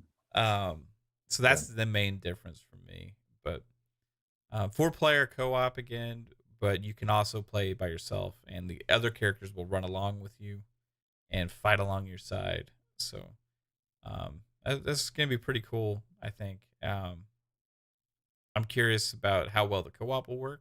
I think that'll be a big factor for this game.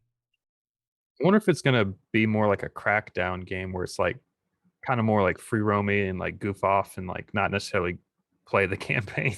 with your friends. I don't know.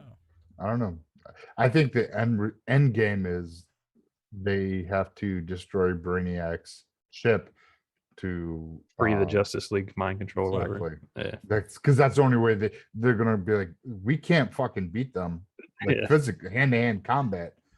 So what's the next best thing? Well, we can take down a ship that is controlling them and sneak on, because if Brainiac is thinking, being because he's smart, and in the and Suicide Squad, they like Harley Quinn, is playing a game with him, and they sneak on ship and take it out, then that could be a thing.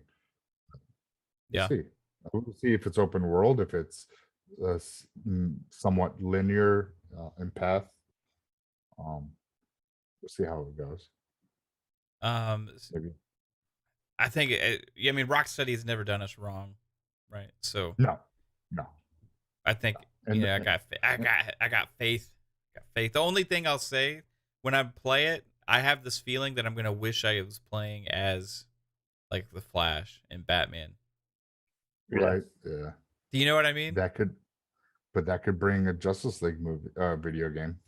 Well, it also, we'll see how the powers work, because Boomerang's got the teleport thing. So if each of them get like a special movement power or something, it may not feel as bad. So what about this? What if there's a twist? Okay. What if after you free the Justice League, the end game, you can play as the Justice League? That's too much. Too much? I don't think they would. Yeah, that's out of budget. Fuck. No, come on, man. Let my dreams live. I just want to run around as the Flash, dude. And Batman from a Rocksteady in that world. Like, because King Shark like could jump really high, kind of like the Hulk, So maybe that's like his movement thing. So he may not be too bad to play as. Yeah, and just eat things. I guess that the characters will play very different, because you got your guy with the pistols. You got Harley Quinn, who's going to be like probably more melee oriented, I would think, right? And she's probably going to like roller skate around or some shit like that, Smack you with her freaking sledge mallet. Yeah, stuff like crazy over the top stuff like that. And then you got King Shark, who's going to be bigger, brooding guy, kind of rah, jump really high, kind of like a Hulk gameplay. Then you got Boomerang's going to be your faster guy, I think, because they're going to have dashing around. He's going to have like the boomerang stuff. Yeah, it could be. I can see why they chose the characters they went with as well. Like I think it's going to be a fun game. But we'll definitely more excited for Gotham Knights. Yeah, that's the next game we're talking about. So Gotham Knights. This alluded a lot to story as well. Out of both, last year we got a lot of gameplay from Gotham Knights, which was really cool to see that early of gameplay when they announced it. Like, whoa, you're already showing us gameplay? Like, holy crap! They gave us a lot of faith in the game. Now this time I think they answered questions where some people were nervous about the RPG mechanics, if it was going to be too much, just like a looter brawler game, right, with numbers flying around everywhere and stuff. And this trailer really alluded into the story elements of it. So is that set you at ease a little bit, Jasper? Or do you want that just Avengers game, but Gotham Knights? I mean, the Gotham Knights game looks more like a actual Arkham game than it does. It does to me too. Yeah. I think with the stealth mechanics and like friends, like part of me is like, I don't know how that's going to play together, but like part of me thinks like that could be fun. Like, I don't know. It's got stealth elements to it. Yeah. I don't know, it's just difficult, like, because the more people you play with, the more chances like someone's gonna fuck up the stealth and just like get annoyed with them. That's true. You gotta trust your like play partner, I guess. Yeah. Well, who are you gonna choose? Like, who's gonna be your go-to, like off the bat? Well, I guess I guess all their gadgets are kind of the same. So like, yeah. Well, like Nightwing's batons, Robin's staff, Batgirl, I think just fucking beat shit out of you with her fist. She's probably, I think she's gonna be the faster one. Red Hood. She's gonna be like quicker. And Red Hood is with his guns. So there's going to be different strategy. I might play Batwoman just because I play chicks in games a lot. I don't know. So is in the Gotham Knights? This is Batwoman, not Batgirl, right? Or Batgirl, whatever. I don't know because I guess it's technically two different. I thought it was Batgirl. Is it Batgirl? Okay, it looks like Batgirl to me, so that's what I was asking. Yeah. Okay. Me personally, I like to play as Nightwing. Cool. I was thinking more Red Hood or Batgirl, whatever. But I'm gonna go with Robin because I like the staff. Right. Yeah. I'm just gonna close my eyes and pretend that it's Gambit. The cool thing with Robin, he's like medium close range combat. Yeah. Because of the staff, you can swing it around, so you have that medium range. And then Batgirl and Nightwing are more close encounter, up close. So they're going to be your tanks per se. Mm-hmm. I mean, with the new trailer they put out with the Court of Owls or whatever it's called, like that got me really interested because it's like kind of like horror and like what's going on. It's really dark. Like I like that stuff. Yeah, it seems like there's a lot of Court of Owls stuff going on right now. Yeah, so it's one of those societies in at least in in Batman that has not really talked about outside of the comic books.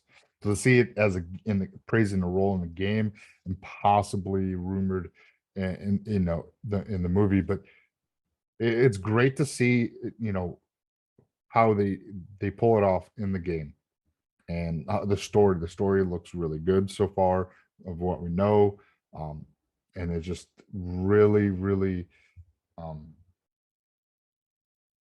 it looks good from what we've seen. So they hasn't given me any like, oh, I don't know about this game. It's really solidified like, okay, cool. I think didn't they push it back? They delayed it to work on it more, I believe. Correct? It comes out in 2022. Yeah, it's like March, I think, of 2022 or something. I don't know. What it was supposed to be this holiday, but I think they pushed it back. This was like earlier in the year. And they're like, we pushed it back. So as long as it's polished and it's good and it runs it's supposed to be March 2021, but then they pushed it back until 2022. Yeah. So it's good to see that they give them a year to polish. I mean, look at Halo. A year of polish has done wonders. Well, also this type of game may need content, right? Like it may be like they don't want people just to beat it and not have a lot to do, so they may have added like more in-game stuff. They could have. I'm wondering, with both these games coming out in 2022, like, is it going to be the same Arkham City? I know it's made by two different people, but like, it's a lot of similar stuff. Well, Rocksteady's not doing both, correct? Yeah, Rocksteady's just doing Suicide Squad, and then and who's doing this one? Who's doing Gotham Knights? WB Montreal. Yeah. Oh, okay. Well, they're legit. I mean, WB Games Montreal is like. But the Montreal game looks more like a Rocksteady game, and the Rocksteady game looks more like, I don't know, something else. But it's just. Well, it's just aesthetics, I think. Yeah.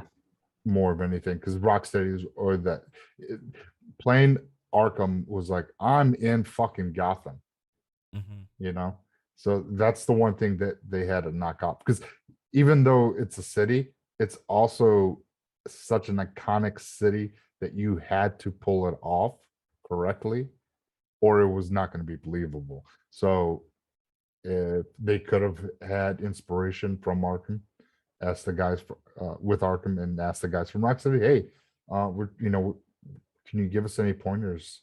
And they could have done it their own way, but still give us that Gotham feel. And that's what I'm feeling with this. So it's really good that they didn't just put in like a random bland city and it looks like, okay, that looks like it's Gotham. So yeah. I like the darkness of this too. I out of both of the games, I agree with Jasper. I'm more excited about this one, which is crazy to me because I should be more excited about the Rocksteady game. Rocksteady, that game could not just come out surprise us up from left field and be really freaking good. We don't know until we get our hands on it. But Yeah. aesthetically, what we saw, Gotham Knights has my vote right now. Yeah, I agree. That the whole what they went into with the story, Court of Owls, Batman dead. Is he actually going to be dead? We're going to find out. Maybe you get to unlock him as a character later on. Who knows? Well, it seems like you just want to play as other characters. I just want to play as the Flash and Batman, dude. That's what I want. I'm not gonna lie. There was what was it? In the comic books when Bane broke Bruce Wayne's back, Batman's back. We got what is it? Gotham Knight, right? Or is it? What was it? Nightwing? Not Nightwing. Anyways, it could be one of those like he's dead, but he's laying out to let the Court of Owls come out, playing them. Oh, he's not actually dead. He's baiting them. Yes, because they won't come out because they're afraid of him, right? That's a Batman thing to do. So, dude, that. Yeah. I don't know. I don't know. I feel like they would still come out though. Like every other villain comes out when Batman's out. Why are they gonna hide? Like, that's the thing about the Court of Owls, though, right? Like they ultimately live in the shadows, so that's their best defense, right? Yes. If they didn't have anything to worry about anymore, though, like maybe they wouldn't be as afraid to step out of the shadows. Yeah, it's like our time to rise is now here because Batman is dead, but yet Batman's not dead. He's been hiding, but he knows that having Robin, Nightwing, Red Hood, and Batgirl help defend that it doesn't leave the city vulnerable for him hiding. Or so it's very interesting. I don't know, man. Who knows where it's going to go? I have a feeling we'll see Batman at some point in this game. But maybe not. And even if it's not, then I'm super happy about it. That this game even exists. Because I've always wanted them to like step out and do things with more of the different characters, right? I'm glad the Suicide Squad game exists. Like, I'm glad Gotham Knights exists because it doesn't always have to be the mainline games, even though I say that that's who I want to play as. I keep saying that. I know, I'm sorry. But I think that these may open the doors potentially, that like games that feature more characters that aren't the main like 5 or 6 same ones over and over again, right? Like, do you imagine though if they got the Nemesis engine from like the Shadow games and like put it in the villains of this game? It could be. They could have done that, dude. Like that would be so cool. Oh man, now you're freaking like onto something, dude. Like if you have these different characters that are part of the Court of Owls like show up that are kind of like mid-level bosses or something and like keep chasing you down. Oh, dude. Yep. Like they learn from your crap and like yeah, because we haven't seen nothing since Shadow of War with the Nemesis engine. Like, what have they been doing? You know what I mean? Like, I mean, that's 2 different studios, so that's just but they're under the same company. Yeah, WB owns the like umbrella. Actual like rights to the Nemesis, like so they like actually will license it out. I think they like it's like but it's within house, so it's not like it's out of house, right? So they could give it to any of their studios. In fact, I would, if I was them, I'd be encouraging some of the studios. Hey, look, this is here. They could be onto something, Jasper. That maybe. Hey, I will make a bold prediction before the game releases, because of you, Jasper. I think we're going to get a trailer that's going to come out showcasing a similar mechanic in Gotham Knights to the Nemesis engine. And if I'm wrong, cool. Okay, I don't care. It's on me. Now would they have to get Microsoft's do you know something, Psycho? Did Microsoft buy them? What? Oh, sorry. No, nothing. No, that would be funny. No, Just Microsoft throw that does there. not have to be involved whatsoever. I excited about it. I think it's gonna be awesome. I think that both games are gonna be great. Now, before we get out of here, though, hey guys, on the Marvel side, we got a lot of delays. The whole 2022 slate was pushed back. Now there was already a lot, right? It's not a big deal, to be honest. I mean, they were talking about a few months on some of them and stuff, or like a month. Like it's not like, oh my god, there's trouble at Marvel World. You know, they pushing back stuff. Like I mean, they do this all the time too. They do, right? Well, more back- recently than before. I mean, just with the amount of stuff that they're working on, I was surprised. You know, when they revealed the slate before, which we have an episode of FunPop where we broke down the entire like release calendar, right? So looking at it now, it's like, okay, they pushed back. When's Doctor Strange coming out now? That's what I'm most excited for in 2022. It was penciled in for March 25th, but now it's taking Thor and Love and Thunder's old date of May 6th. And then the next Thor movie will arrive on July 8th. So Thor was moved from May 6th to July 8th, and Doctor Strange was March, but now it's May. It's only like 6 weeks later. There's a Marvel. This isn't a Marvel movie, but Indiana Jones got delayed a whole year. That one was more interesting because they did a whole year delay, and I'm wondering if this has more to do with theaters and stuff, and them wanting to make sure the theaters are like packed. Yes, you know what I mean, like fully. People really wanting to be back at theaters and stuff, potentially, but to already delay the Indiana Jones movie a whole year, was kind of interesting to me. I wonder if that's going to cause a delay in the Indiana Jones game. No, they could have delayed the movie for that reason as well. I doubt that. Yeah, usually they're like, they always treat the games as like second-class citizens or something. You know, I mean, I still think the game was like 3 or 4 years away anyway. Probably, yeah. Yeah, but I think it's one of those things that with the movie itself, depending on who's going to be your main protagonist, is it going to be, Harrison Ford again reprising Indiana Jones, or they're going to bring Shia LaBeouf? It's Harrison. Shia LaBeouf. Well, Harrison Ford he's going to be in the movie, like as Indiana Jones. Are they, what is causing the delay? Is it story? Is it just set pieces where they want to film, they can't because of restrictions of COVID? Wait, didn't Harrison Ford get hurt on the set of Indiana Jones like a couple months ago? I don't know. Maybe it could. Maybe it's something could have with that. I don't know. Harrison Ford injury. He's always getting hurt for something. I mean, he crashes planes. Come on, the guy's like, Harrison Ford's what, 60 something years old? He's 70s, I think. I'm not sure though. Yeah, he's getting up there. They can't delay it too long.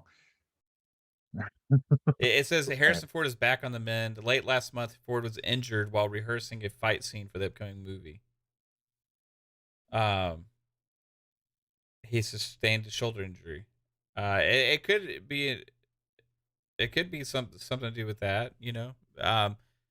We found out about the God of War game getting delayed because of Christopher Judge needing to have, I think, surgery is what it was and stuff like that. So, they could have done the same thing here. Like Harrison Ford had an accident, and I'm sure that pushed back some stuff, right? Well, unless he's in the cast and he has to be, he was in an arm months sling. out.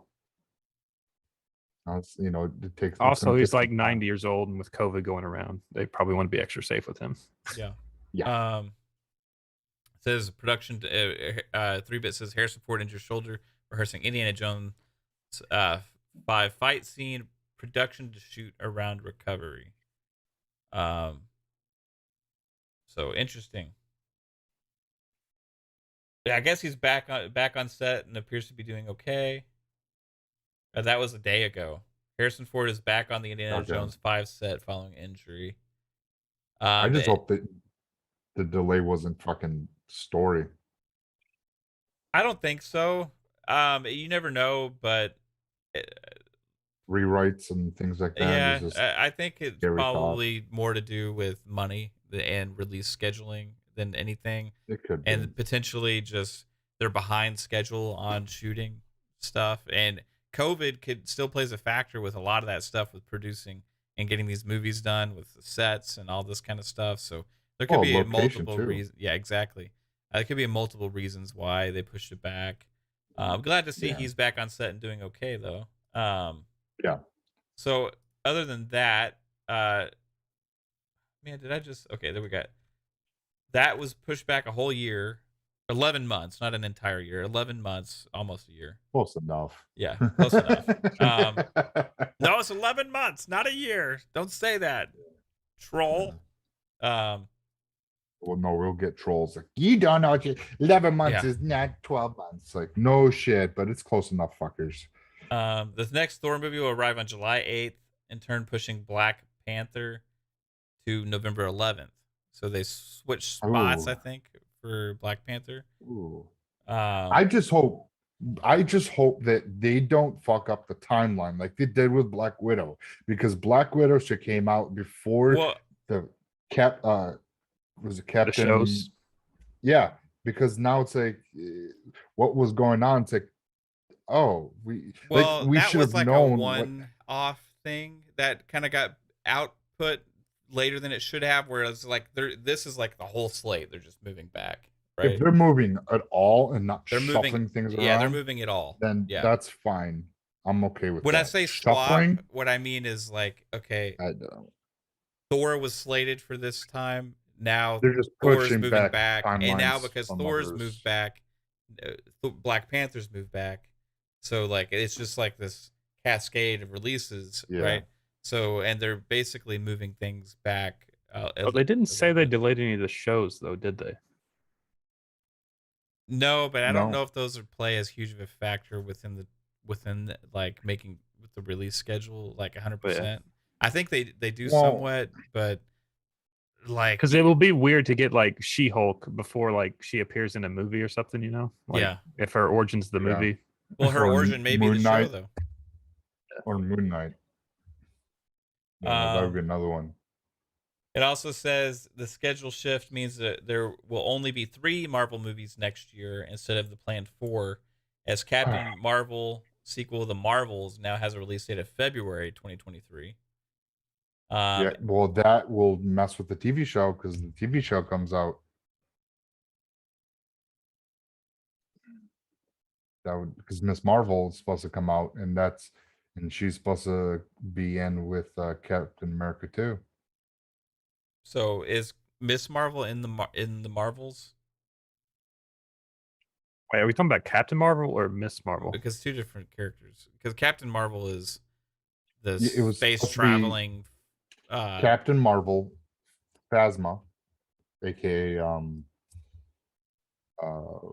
Monica Rambeau, and Miss Marvel was supposed to be in the third in Captain Marvel 2, but Miss Marvel has a movie or TV show coming out too. So if they don't push that back, well, Miss Marvel TV show may be the origin though, right? Yeah. Well, I'm saying like if they push it, I don't know, we'll see.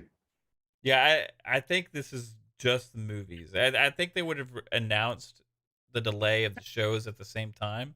And maybe they're pushing the movies back so they can get the shows out, you know? It's just So it could. Marvel's now has a release date of February 17th. Ant-Man and the Wasp: Quantumania has moved from that date to July 28th. And on the flip side, Disney brought one mystery Marvel movie forward by a week from November 10th, 2023. So and then there was 2 other unnamed Marvel movies pushed out of 2023.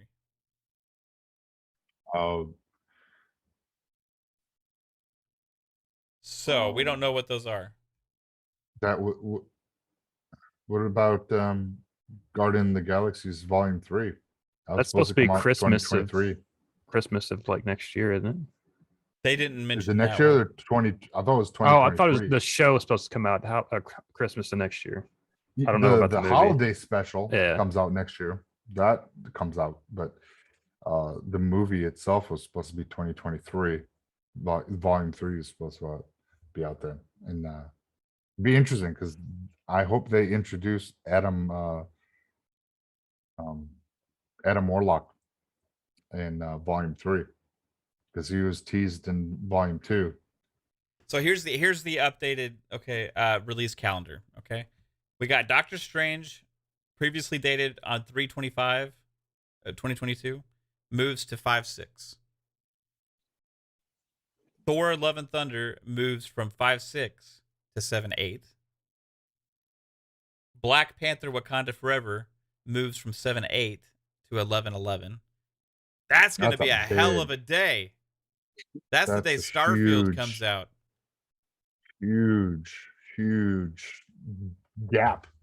That's like what, 5 month delay? Well, that's pretty normal because you got your summer movies and then you have your holiday movies, right? Yeah, but what was that's pretty holiday before this? So Thor was going to be holiday, or not Thor? The one that they moved to 2023. Oh, Captain Marvel too. Yeah.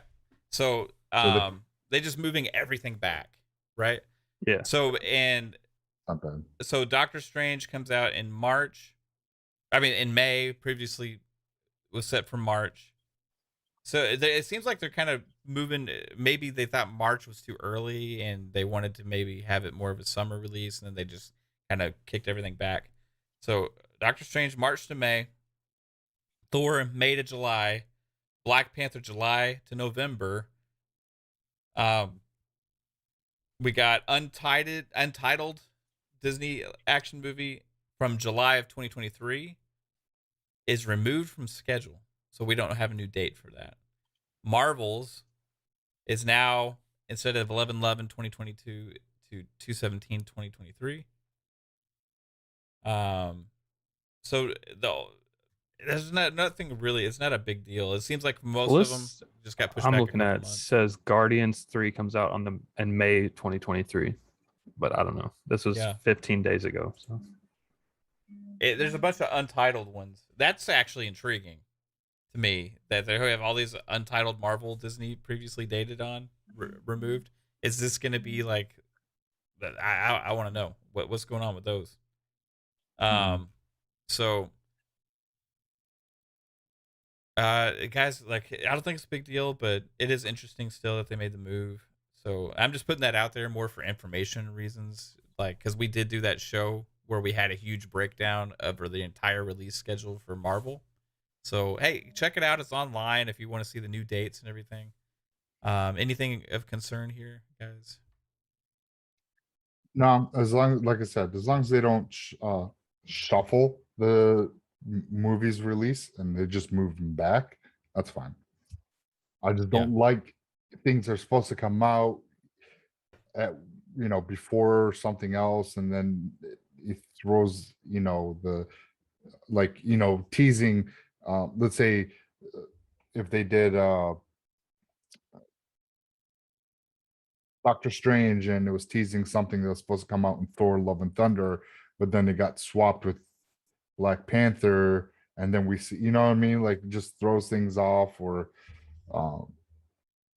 stuff like that. So this way, we get, we don't get the the end scene before the next movie, and then it's like, oh, shouldn't that have been the other way around? And then stuff like that. And it's just that's definitely not happening here. They're just moving everything back. I'm curious about the ones that were like unlisted. I wonder if they're more so just they don't know exactly what dates right now, so they're just unlisting them from the schedule. I had 3-Bit ask what's next on the color scheme. So for the badges, 3-Bit. For those of you that don't know on channel membership, you want gold. Gold is 1 year. Your next up, 3-Bit, is silver for you, sir. which is 6 months. So after your channel member for 6 months, you'll have a silver badge. Then once you hit 1 year, you will get that shiny gold badge. But then there's a special one for 2 years. I don't know if yeah, there you go. Onyx. Yeah, that's it. That's what I was about to say, dude. Dude, So, onyx with green inside.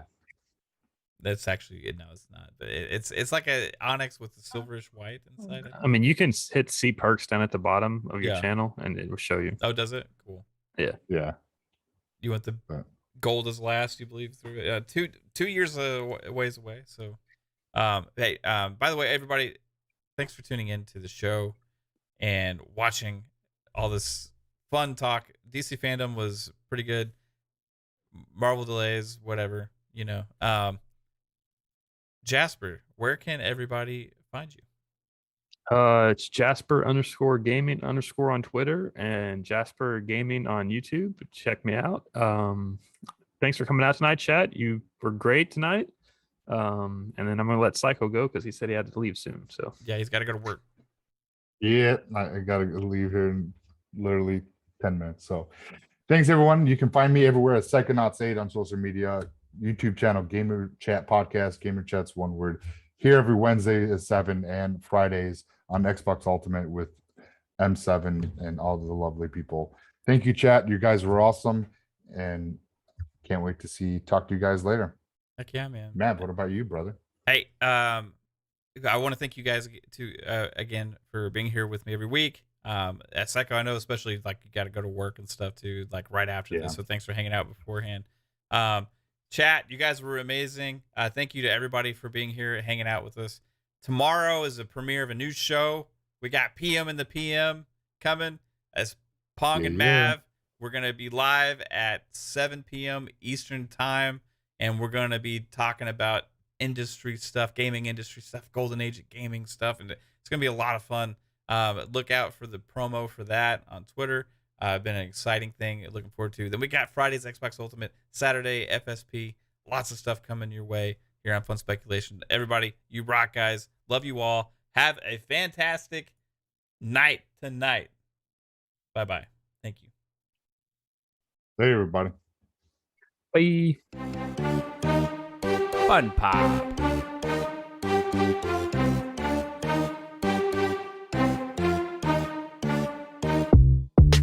Fun Pop.